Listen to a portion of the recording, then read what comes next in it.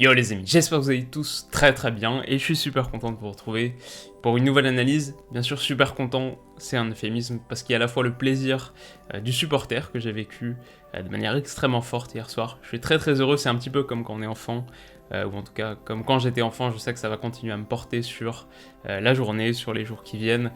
C'est super cool, c'est une de mes sensations préférées. Il y a tout ça, mais il y a aussi quelque part la satisfaction peut-être un peu plus adulte d'avoir vécu une rencontre extrêmement riche. Alors pas nécessairement du point de vue de sa qualité objective, pas nécessairement du point de vue de son degré spectacle, je crois qu'on est d'accord là-dessus, mais extrêmement riche toutefois parce qu'il y a beaucoup de choses à en dire, et ça tombe bien, on est là pour ça. Donc installez-vous confortablement, c'est parti.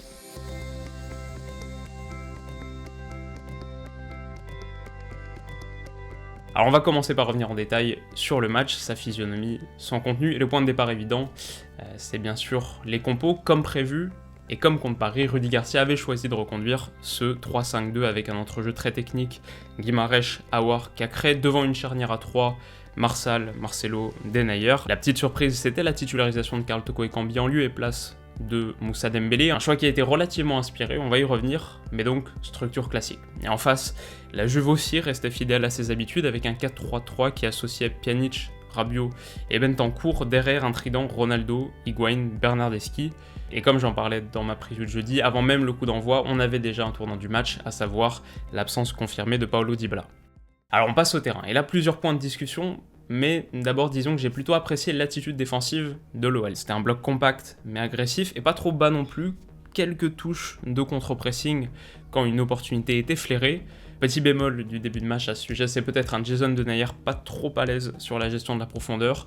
J'ai cru que Ronaldo allait être encore plus menaçant sur ce type de ballon, mais globalement on s'attendait à voir un Noël Carapace, on s'attendait à voir une équipe qui acceptait de subir le rapport de force, et c'est ce qu'on a eu, mais avec peut-être un petit peu plus de protagonisme que ce que j'anticipais. Et la conséquence visible, c'est par exemple cette récupération haute de Marcelo et une phase bien négociée qui amène le premier penalty du match. Et alors pour entrer dans ce débat sur le direct, je me rappelle que je suis très surpris de voir ce penalty sifflé, je m'attends même franchement à ce que la VAR l'annule. Sur le ralenti ensuite, il y a un peu plus de doute. Alors l'intervention de Bentancur, son tacle glissé est tout à fait licite, mais il y a peut-être un contact déséquilibrant juste en amont de la part de Bernardeschi. Ce serait cohérent en tout cas avec l'attitude d'Aouar qui commence à tomber, et qui commence à se plaindre avant même le tacle de Bentancur. Donc je crois que je comprends la théorie derrière le coup de sifflet, après avec seulement ce ralenti, c'est assez dur à voir. Je peux pas dire à 100% qu'il n'y avait pas penalty, mais si j'avais été arbitre, franchement je crois pas que je l'aurais donné. Alors c'est une décision extrêmement lourde de conséquences parce que la Panenka de Memphis dans la foulée permet à Lyon d'inscrire ce fameux but à l'extérieur, et bien plus tôt que prévu, les Turinois doivent maintenant en marquer 3, et c'est une décision si importante que la Juve peut même s'estimer lésée malgré le fait qu'elle ait bénéficié dans la foulée d'un penalty imaginaire sur ce coup franc de Pjanic dévié par le bras collé au corps de Memphis. Moi, je vois pas comment son bras peut être plus collé, c'est vraiment une décision étrange. Autre chose sur cette action, j'ai vu personne en parler, mais ce placement d'Higuaín dans le mur et celui de Danilo devant, c'est pas autorisé. En fait, l'IFAB a changé les règles en fin de saison dernière. Sur un coup franc où t'as plus de 3 défenseurs dans le mur, 3 défenseurs ou plus, bah t'as pas le droit d'avoir un joueur offensif qui soit à 1 mètre ou moins du mur, c'est le cas ici. Et voilà, c'est un détail, mais ça me semble assez aberrant qu'un arbitre niveau 8ème de finale de Ligue des Champions ne le signale pas, ne le relève pas, en plus quand ça donne penalty derrière. Donc voilà, c'était à l'image d'une soirée de manière générale très compliquée pour monsieur Félix Zouayer, qui a semblé également parfois très nerveux et très prompt à donner un jaune, qui à d'autres moments en revanche, comme sur ce tacle tactique parfaitement assassin de Guimarães en fin de match, a laissé filer. D'ailleurs à ce sujet, Bruno Guimarães finira la rencontre sans carton jaune, mais il est un des très rares Lyonnais dans ce cas, 7 joueurs différents avertis sur les 90 minutes. Alors c'est pas le record de la compétition comme on a pu le lire sur Twitter, on a eu en réalité 4 instances où une équipe a pris 8 jaunes en 90 minutes et 2 fois où c'était effectivement 8 joueurs différents, mais bon, ça reste quand même une belle récolte. Alors après, partout la Juve a poussé, ou peut-être même plutôt aurait dû pousser, mais c'était trop stérile et je pense que c'est imputable principalement à 2 choses, un rythme de transmission beaucoup trop lent et un positionnement inadéquat. Alors on va ouvrir une petite parenthèse, mais vous connaissez le fameux précepte de Guardiola qu'on retrouve dans un grand nombre d'équipes, du côté de l'Atalanta par exemple, dans une grande majorité de 4-3-3. Ce précepte, c'est que la Juve aurait bénéficié, je pense, d'avoir des joueurs de couloir, des joueurs de côté, qui soient plus écartés et qui soient vraiment collés le long de la ligne de touche pour mécaniquement étirer le bloc lyonnais. Ici par exemple, ils trouvent pas de relais axial et pas de solution dans le couloir gauche. Alors ça va basculer à droite, bon déjà beaucoup trop lentement comme on l'a dit, mais une fois que le renversement peut être fait, ni Bernardeschi l'ailier, ni Cuadrado le latéral sont assez excentrés pour vraiment étirer la défense. On rappelle que la base d'un jeu de position tranchant, c'est quand même bouger le ballon pour bouger l'adversaire, c'est bouger le ballon pour forcer la défense à ouvrir des espaces, pour forcer le bloc à s'étirer, notamment sur les moments où il coulisse. Ici, on l'a vraiment trop peu vu, et ça explique le fait que la Juve était obligée de se donner à une avalanche de centres. Et les stats de l'excellent Julien Moment sur Twitter le prouvent, 32 centres dans le jeu, c'est le deuxième plus gros total en Ligue des Champions cette saison, et presque toujours depuis des positions sous-optimales. D'ailleurs, sur les 32, seuls 4 ont trouvé leur cible. Alors après, l'OL a aussi eu ses moments avec ballon. J'ai compté 3 vraies belles séquences de conservation et de construction longue dans la moitié de terrain adverse qui ont abouti à des déplacements dangereux. Mais là aussi, on doit noter et être un peu interloqué par l'approche sans ballon de la Juve qui a été franchement trop peu agressive. Quand on voit Pjanic main sur les genoux à la 23e, ça dit beaucoup de choses, et c'est d'autant plus incompréhensible que la Juve aurait pu saisir ces opportunités où l'OL était avec ballon haut sur le terrain, il n'y en a pas eu tant que ça. La Juve, qui avait beaucoup de mal à faire des différences face à un bloc bas bien regroupé, aurait dû saisir ces opportunités pour profiter de l'espace laissé derrière. Et donc finalement, les configurations où ils ont été les plus dangereux, c'est sur des coups d'éclat individuels. Je pense au rush de Bernardeschi en première mi-temps qui est stoppé in extremis par Marcelo. Quelle incursion! Je pense bien sûr au missile de Ronaldo pied gauche, qui par la simple force de sa volonté a réussi à donner de l'espoir jusqu'au bout, mais ça n'aura pas été suffisant. Et alors si derrière mon écran j'ai vraiment longtemps cru au troisième but, j'ai longtemps cru que l'OL allait se retrouver dans le rôle de l'Atlético l'année dernière, faire face à un nouveau triplé légendaire de Cristiano Ronaldo, l'OL a tenu et s'offre un résultat inespéré. Donc l'OL est qualifié, ok, maintenant ce qui m'intéresse c'est de qualifier la performance, c'est de mesurer ce qu'a accompli l'OL hier soir et de déterminer si on peut employer le titre d'exploit. Alors à bien des égards, c'est effectivement contestable. L'OL a réussi ce qu'il a réussi contre une Juve particulièrement terne, on le savait avant le début de match, et ce qu'on a vu l'a confirmé. La Juve, cette saison, c'est pas une équipe qui aurait pu prétendre à la victoire finale. Deuxième point, c'est que si l'OL a montré du courage, de la solidarité, au niveau de la production avec ballon, c'était quand même nettement moins reluisant. 6 tirs seulement, et encore, il y en a au moins 3 dans les 10 dernières minutes, 2 cadrés. Niveau XG, si on enlève les pénaltys, 0,2 expected goals contre 1,9 pour la Juve. Et puis tu réussis quand même cette performance contre un adversaire privé de son joueur le plus influent, Paolo Dybala, qui a fait seulement quelques minutes avant de se reblesser.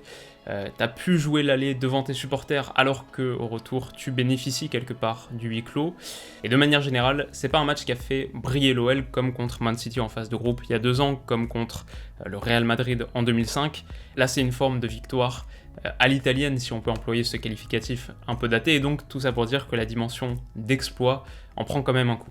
Mais si on dit tout ça, il faut bien comprendre que c'est parce qu'on parle aujourd'hui au présent, on parle avec des images fraîches en tête. Demain, dans quelques années, on se souviendra moins de la production assez restreinte de l'Olympique Lyonnais, on se souviendra plutôt du fait en revanche que Lyon, 10 ans après Madrid, a encore éliminé l'équipe de Cristiano Ronaldo, on se souviendra du fait qu'aucun club français avant ce soir-là n'avait réussi à écarter la Juve en tour à élimination directe de Coupe d'Europe, on se souviendra que Lyon, en conclusion d'une saison si particulière, à plus d'un titre, aura rallié le Final 8, peut-être le seul de l'histoire. Donc c'est peut-être pas un exploit absolu sur la production terrain, on en a vu de plus significatifs, mais l'histoire le retiendra comme tel, et pour moi donc, c'est un exploit historique. Après l'élimination du Real Madrid en 2010, c'est d'ailleurs sans doute le deuxième plus bel exploit qu'a réalisé l'OL. Alors maintenant, quelle suite? Est-ce que Man City est prenable? Est-ce que l'OL à 3 matchs du sacre peut aller au bout et vivre son rêve le plus fou? Comme le réaliste en moi a envie de répondre non aux 2 questions, je pense que le plus pertinent, c'est surtout de ne pas se les poser. Il faut savourer le succès, il faut savourer le plaisir immense de poursuivre l'aventure, d'aller à Lisbonne, vivre ce moment historique, y rejoindre le PSG et porter haut les couleurs de la France, Ça va être extraordinaire. Ma seule crainte peut-être par rapport à tout ça, c'est que je veux pas que ce succès aveugle les décideurs. J'y pense surtout au niveau lyonnais, mais quand je vois la réaction de Didier Quio sur Twitter, 2 clubs de Ligue 1 en Final 8, ils disent quoi les grincheux qui critiquent notre championnat, je me dis que malheureusement on est assez fort pour se voiler la face, et c'est pas une attitude qui m'enthousiasme, en réalité c'est pas une attitude qui me fait particulièrement rire, mais l'heure n'est pas au regret, et c'est aussi de la responsabilité de supporter, c'est aussi ma responsabilité de supporter d'être heureux, c'est ma responsabilité de supporter de saisir les moments de joie quand ils se présentent.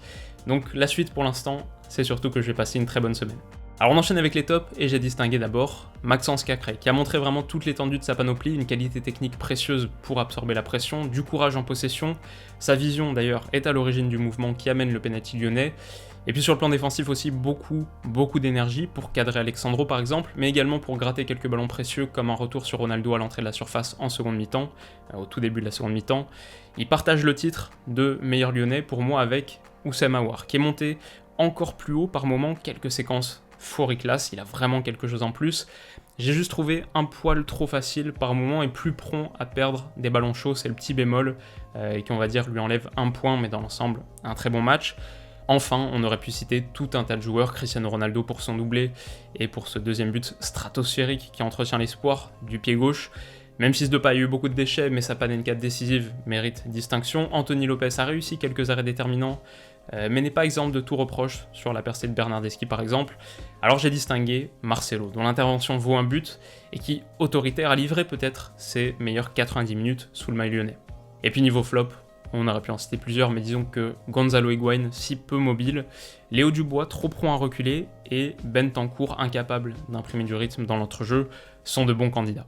En tout cas voilà les amis, c'est la fin de cette analyse, et comme d'habitude, et peut-être encore plus que d'habitude, j'espère vraiment qu'elle vous aura plu. Alors si c'est le cas, n'hésitez pas à mettre un petit pouce bleu, ça m'aide vraiment. Si vous voulez pas rater la prochaine, et ce sera l'analyse de Barça-Naples demain matin, déjà on se retrouve très vite. Si vous voulez pas rater ça, vous pouvez vous abonner à la chaîne, ça m'encourage énormément. Enfin, si mon maillot vous a plu, donc maillot rétro de la Suède, si vous a plu, je vous mettrai le lien du site que j'utilise en commentaire. D'ici la prochaine, donc d'ici demain, passez comme d'habitude une excellente journée, bon début de week-end, et puis de notre côté on se retrouve dans quelques heures. Prenez soin de vous, bisous.